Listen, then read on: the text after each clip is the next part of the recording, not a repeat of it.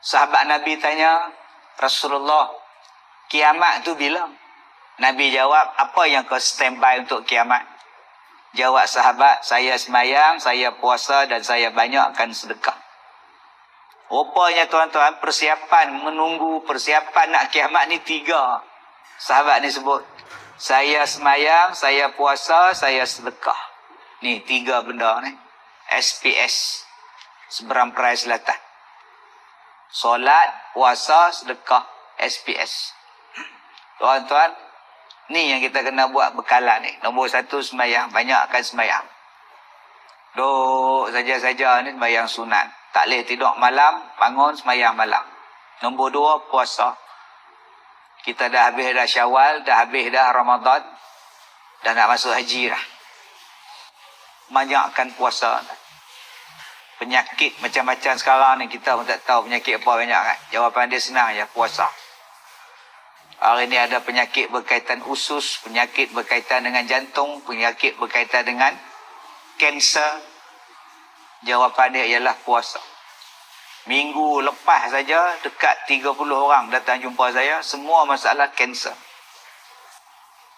Kanser semua kan. Sekali mai satu bas, satu van. Banyaknya orang kanser sekarang. Mai mana penyakit kanser? Saya bacakan doa sama-sama. Saya kata kalau nak baca doa sama-sama dengan saya. Taklah lama tuan-tuan, setengah jam je baca doa ni. Semua kena baca.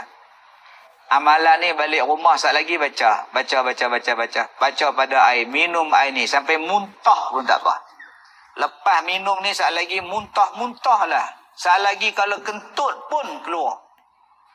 Buang air pun nanti keluar warna hijau lawa. Silakan, jangan takut. Mudah-mudahan Allah bagi sembuh.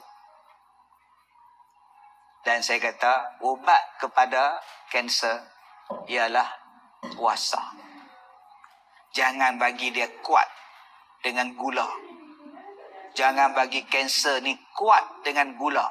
Gula itulah yang menjadikan kanser itu kuat. Tepung dengan gluten itulah menjadikan dia kuat.